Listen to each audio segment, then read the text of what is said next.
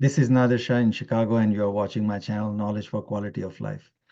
Friends, last time I shared with you a video making a stir-fry veggies.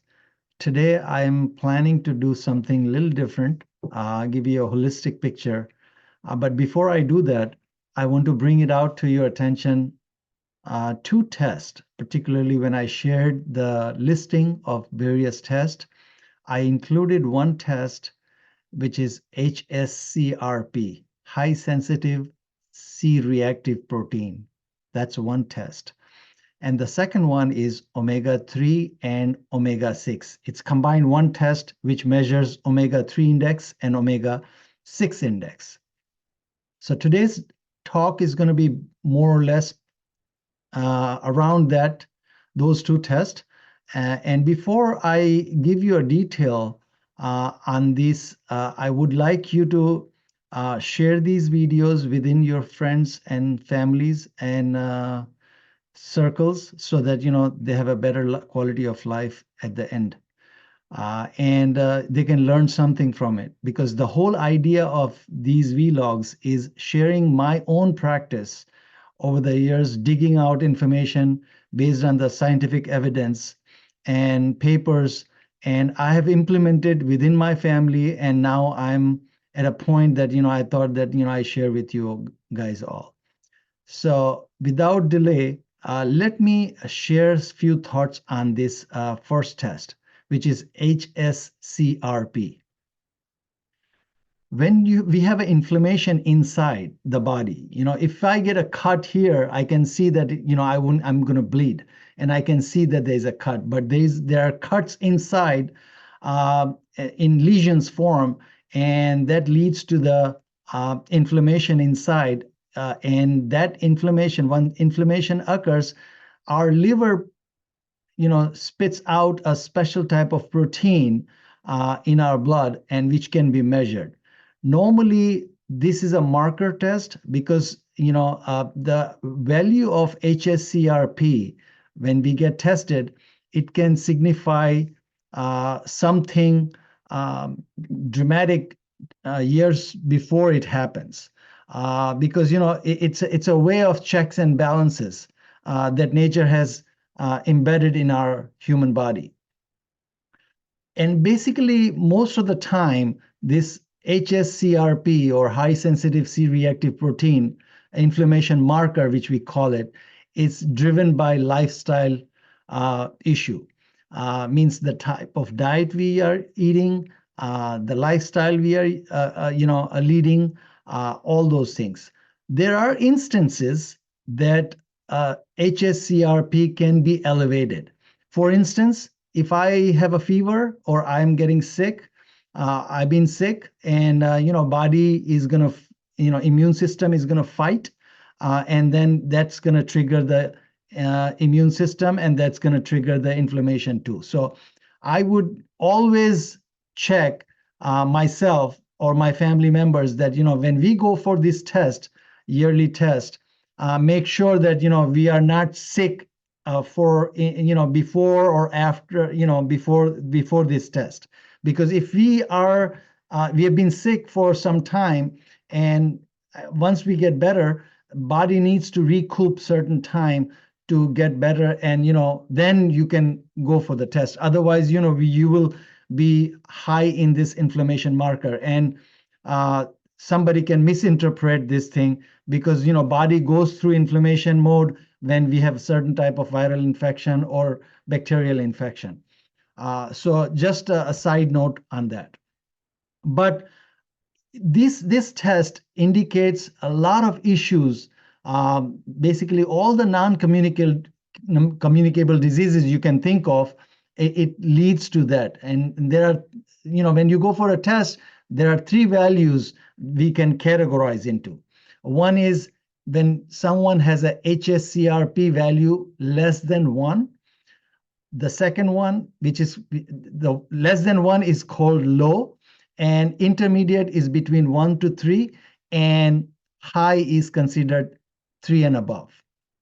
So most of the time, if you look at the scientific literature, most of the time, all these non-communicable diseases, including heart disease, diabetes, um, uh, cancer, neurological disorders. These diseases are basically tells you way ahead in advance this inflammation marker is going to creep up slowly and gradually. And sometimes, it ends up in 10, 15, 20, 25. These are, I mean, crazy numbers, but, I have seen some numbers like that in the last 8 years.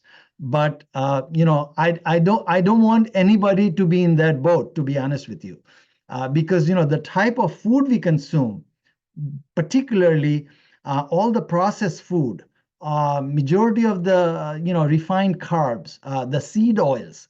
When I say seed oils, means the type of cooking oil which we use, particularly in our community, Asian community. Seed oil means sunflower oil, corn oil, safflower oil. All these oils are plant-based oil, are really toxic because they are in high omega-6s. Now, when we consume high level of omega-6, slowly and gradually these marker of inflammation perks up. There are a lot of other issues comes with it, but this inflammation marker is driven by that. So more and more you eat natural whole foods, less and less processed food, avoid as much as sugar, avoid as much as seed oils. It's better for us because our inflammation marker is going to be at bay, under 1. So when I started this journey, I was at 0.9, back in 2015. I never went, with nature's blessing that I never I was over 1.0. I was always less than 1. So I started with 0.9, but with all these type of lifestyle modification and the type of diet we've been consuming, I'm at this level. Just recently in March, I tested this year, I'm at 0.4. So I have improved, actually. I didn't have much to improve, but I kept myself below 1, but I went further down. So this number one, marker, I would say that one should be getting tested is hsCRP. There is also another test. Normally, doctor recommends CRP, C-reactive protein. That's a marker of inflammation as well. But high sensitive C-reactive protein picks up very minute changes, and it's very sensitive by its name that it's high sensitive C-reactive protein. So it's a better test. If I were to do it, I would pick hsCRP over CRP. The second one is omega-3 and omega-6. So if you go to a test, like particularly OmegaQuant, they have a separate laboratory, and they do the test of omega-3, omega-6, and certain other parameters, and they give you a number. So they say that based on their OmegaQuant scale, the ratio, the omega-3 index should be somewhere between 8 to 12%. But if you go to a Quest lab, they have a different range. So don't be alarmed or don't be surprised that I'm trying to give you two things. Based on which lab you are going, you have to follow their protocol. What is the normal range? Generally speaking, in America, people who are getting tested for omega-3 for the first time, they are in the range of 3 to 4%. According to the experts, said that omega-3 should be between 8 to 12%, and because we don't consume as much as fish, which is loaded with omega. Not all fishes are loaded with omega-3s. I will come in a bit. But we don't consume seafood that much. So in America, our levels are pretty low. And if you look at the omega-3 is potent for our heart health, our brain health, because brain health is basically, it's a blob of fat, which I have mentioned in the past. and it works with vitamin D and with all the phospholipids. And omega-3, it's a building block for the neuro. So it's very, very crucial because, we see that, the underlying cause of lower omega-3 is also one of the factor in neurodegeneration diseases like dementia and Alzheimer's and etc. So I would say that, when you get tested for omega-3 and omega-6 both. Now, omega-6, we need certain amount in our body, but not too much. So they say that omega-6 to omega-3 ratio should be 3 or less. Ideally, it should be 1 to 1, but it shouldn't be more than 3. So if you think that your omega-3, you are measuring that at a lower threshold, which is minimum required 8%, so your omega-6 cannot be more than 24%. Okay, so that your ratio omega-6 to omega-8 remains in that ballpark. So these two areas of testing, hsCRP and omegas, are very, very crucial. Now, the type of oil which I mentioned, the seed oils we should avoid. So what do we use? So as I said in the past, that we use in our home only 2 to 3 types of oil. One is avocado oil when I'm baking or I'm doing something at high temperature cooking, like I'm making my waffles, which I do it at 430 degrees Fahrenheit. And then I use avocado oil because avocado oil has a flash point. It loses its potency beyond 500 Fahrenheit. So I'm okay in that range, because you shouldn't be using the oil beyond that flash point of that oil. So you need to read the spec of what is the flash point of that oil. Each and everything has a flash point. So the second one is extra virgin olive oil. Extra virgin olive oil, there are a lot of myths. I'm going to be doing a separate vlog on that because they say that you cannot cook with that. That's not true. An extra virgin olive oil, which is a purest form, can have a flash point of 380 degrees. So we don't cook as close to 300, even 250, because I checked with the laser gun, my flame, when I'm cooking, it doesn't reach beyond that. So we are good. But if you go beyond that flash point, then there's a problem. I wouldn't for sure that fry with the extra virgin olive oil. We never fry anyways. The third is desi ghee, clarified butter, which I make from the grass-fed butter, which by the Kerrygold brand, which comes from Ireland. The fourth one is you can use extra virgin cold press coconut oil as well. But remember that if you are using coconut oil that is a 92% saturated fat, you should be sure that you are not carrying an ApoE genotype 3,4 or 4,4. If you are carrying one of the 4 allele, then you should stay away from the saturated fat, including the grass-fed butter, including the clarified butter, which is desi ghee. So limit your saturated fat because, I have 2 family members in my family. They have a ApoE 3,4. So I advise them not to eat too much saturated fat. Now, what are the other foods which I have used, which I have looked into over the years, which enhances, the inflammation marker? It tempts the inflammation marker lower and lower because, as I said, that we have to eat whole foods. How we make it, at home. With our own spices, with our own cooking, and try to avoid as much as processed food as possible. So over the years, I have gathered a list of food items, which is groceries, which I do on a weekly basis. And let me share the screen because, in the past, few of my friends has been asking me that, where do I buy stuff? By no means I'm advertising anyone here.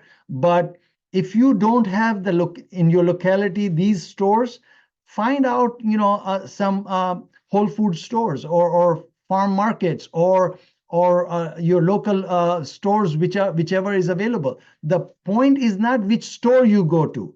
I'm listing this because I go to these stores.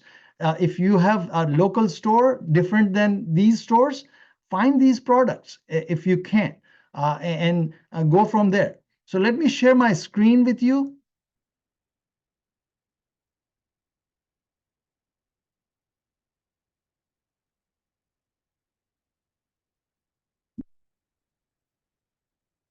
So the first series of products which you are seeing here is Trader Joe. Trader Joe is a store which is owned by Aldi, and the next line you see that Aldi store.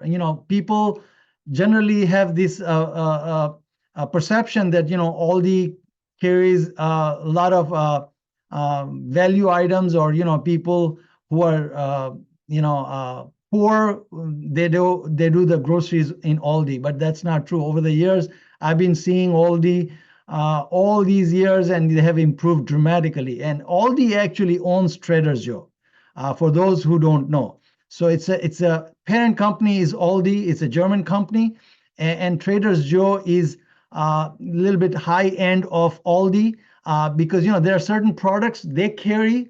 I wouldn't say that high end, but there's a specialty items that Trader Joe carry which Aldi doesn't, and vice versa.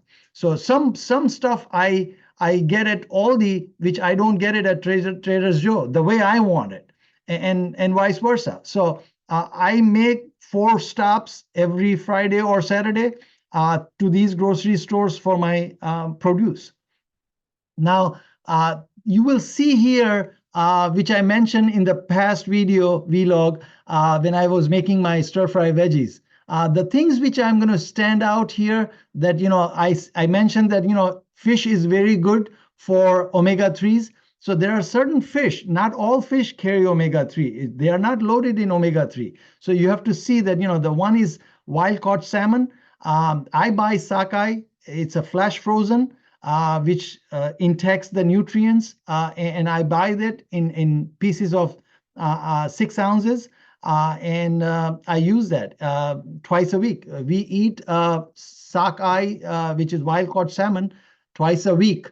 It's a must, and just to make sure that we are at that level omega-3 of minimum 8%. And besides 𝗓𝗂𝗧, I use we use krill oil as well, which I'm going to be discussing the supplements in addition to this vlog in the next time, which I'm going to emphasize that which supplements I take where I don't find enough things in the food, and there's a rationale behind it.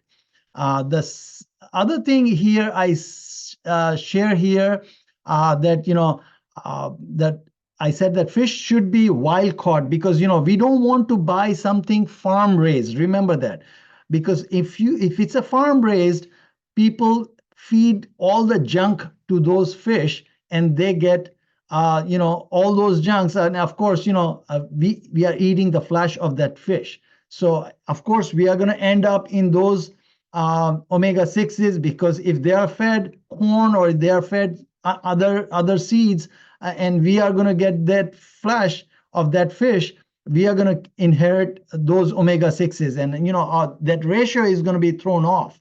So try to go nature, close to the nature. By all means, if you want to remember one sentence, remember this one sentence, that eat as close to the nature as possible. Then I think you will remain healthy. The second is, I want to mention here, the butter. If you make it, if you eat butter, buy a grass-fed butter, which is a Kerrygold grass-fed butter I buy. It's from Ireland, and I make the desi ghee from the same butter. And I'll show you that how I make desi ghee in one of the vlogs in future. Then I don't eat this bread on a daily basis, but we keep this Ezekiel multigrain bread from Trader Joe. They have the cheapest. I'm actually a very value-oriented person. I'm very frugal in buying things. So, they have the cheapest price at Trader Joe. Otherwise, Walmart has higher than Trader Joe as well. And I keep it for guests, for my kids who visit once a while.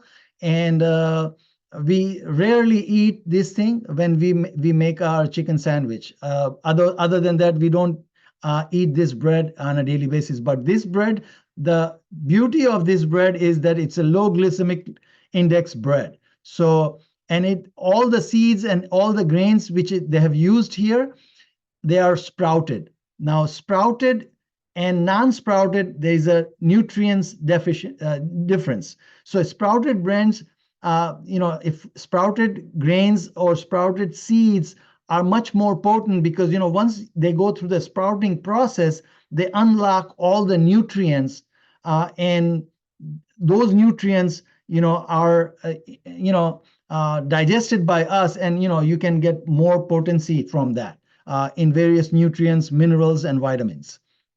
So look for always sprouted things. You can use the beans at home. You can use the mung beans and use the sprouting process and then consume the mung beans or any other beans. Once you do the sprouting process, it unlocks all the nutrients and it's better for your health.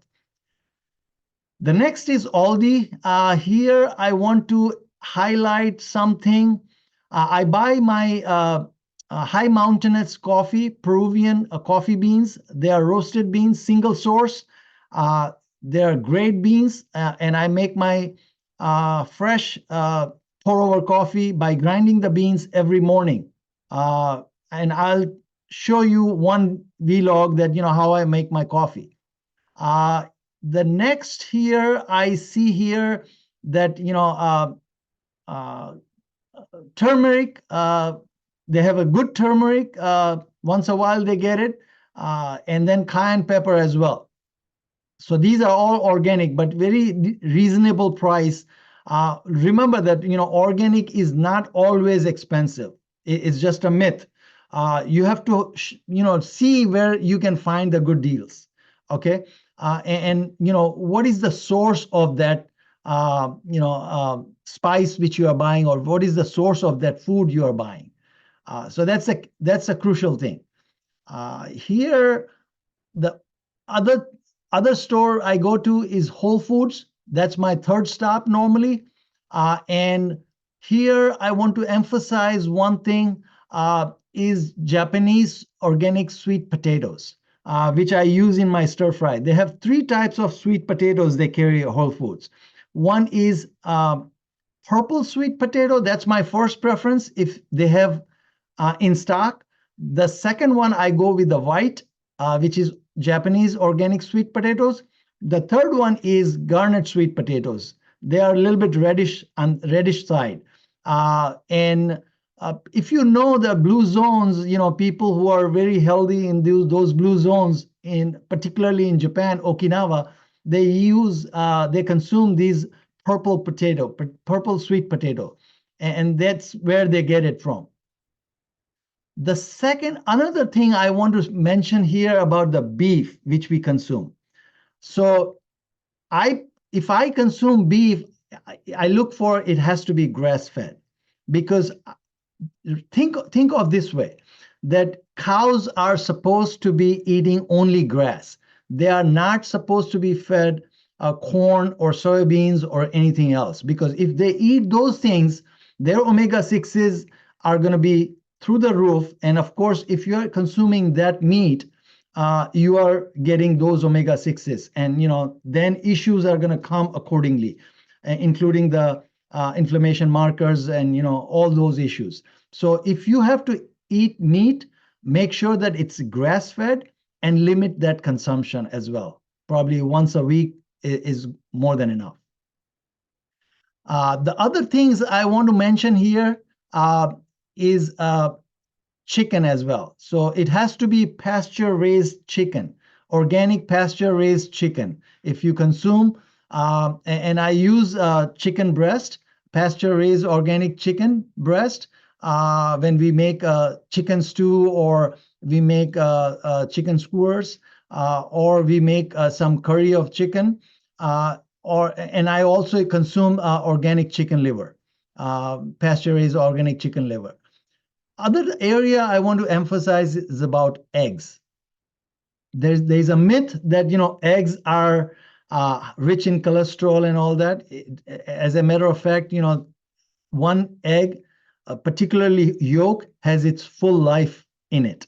So it's very potent in lutein and xanthine, which is very good for your macular degeneration health, eye health, because it's going to give you a better eye health in the long run. So eggs are very good. I eat daily 2 eggs, and in fact, I used to run my LDL before. I used to eat 1 egg. My LDL was running about the low density lipoprotein about 126 to 130. Now, when I added 1 more egg, the LDL went 98. So it actually dropped. And the rationale is that our liver produces 75 to 80% of the the cholesterol. So liver compensated the dietary cholesterol. So it's not bad for everyone. There may be a few people who has some genetic disorder that may flare up their cholesterol, but you need to get tested. But at least 1 to 2 eggs is pretty normal for everyone. And when you buy the egg, make sure that it's pasture-raised egg, because if you crack open the 2 eggs, which is non-pasture-raised and pasture-raised, the color of the yolk is going to be totally different. The non-pasture-raised eggs is going to be yellowish, but if you look at the yolk color of the pasture-raised egg, it's going to be an orangish tinge with a dark orange reddish tinge, because those chickens are supposed to be eating in the pasture whatever they can find, the way nature has wired them, because humans are not feeding them in the barns or in the cages. So wherever we are doing something artificial or processed, we are creating a problem, not for the environment, for our health as well. So if they are eating insects and worms and whatever they are finding on the pasture, those rich protein items which they are consuming, that's going to be translated into the vitamins and minerals of that yolk, and that gives you the richness color of that yolk. So remember that you can do this experiment. You can bring 2 eggs and open it up and see, and of course the taste is going to be huge, big difference.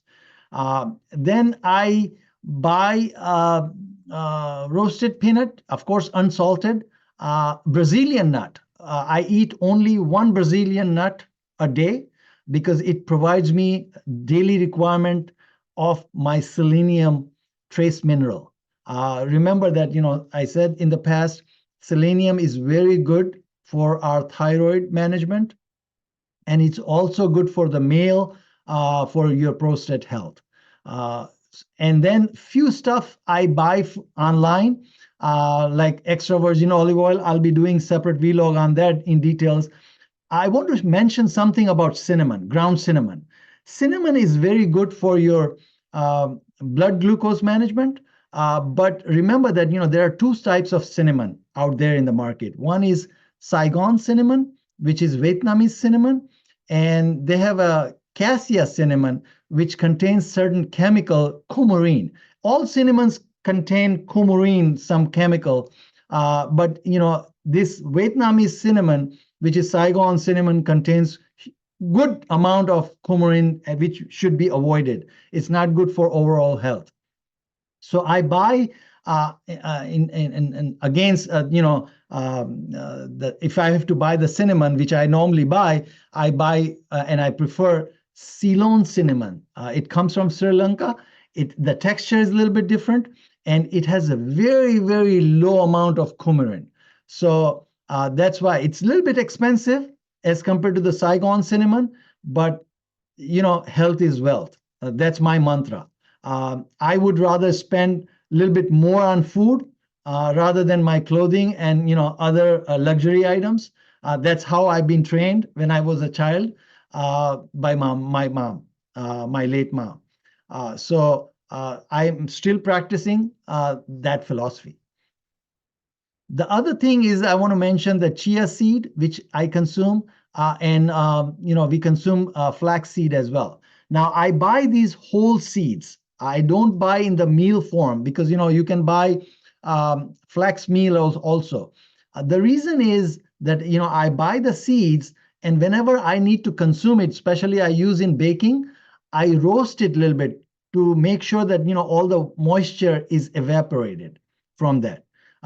And I grind it on the spot and use it, because if you have the ground form, in over time it gets oxidized and it gets rancid, so it loses its potency. So you want to grind it at the spot when you are consuming it, whatever it's in the form you are using it, just grind it and use it then and there. Same with the chia seed, because it gets rancid over time.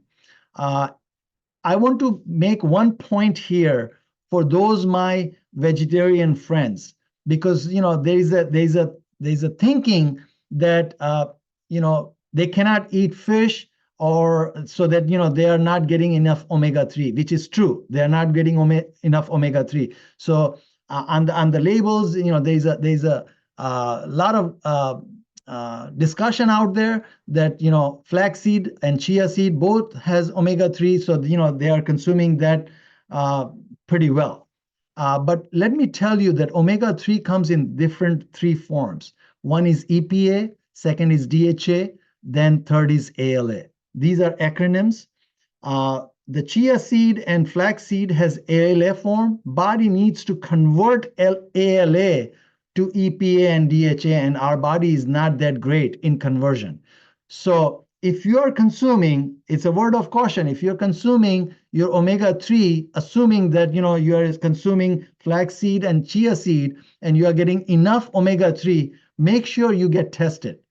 That's the only way you can find out where you are, how your body is converting. So this is a word of caution I wanted to just throw out there. And then I also buy pearl millet, whole millet. It's a foxtail pearl millet, which I use in my baking for my wife's bread. And then psyllium husk. Psyllium husk is totally pure. It has zero carb. It has complete fiber, and it gives a good texture to the bread. So I use in my baking. Let me share my screen here. So I hope that these few thoughts which I had, I can relay something, some message to you based on what I've shared here. If you have any particular question, what I have shared, or comment, please share your comment, and I'll try to address next time. Hopefully, see you soon. I apologize for not doing the vlog for the last 2 weeks because I was on a bargain hunting for my car, my van, which was 20 years old. I retired it. It was clocking over 200,000 miles.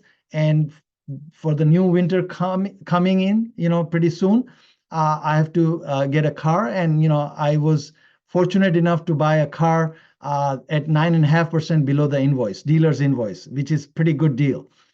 So, 2 weeks legwork paid off, and I'm very happy. Thanks to the nature that hard work always pays off. This is my belief, and I have always practiced that. See you next time with another set of vlog.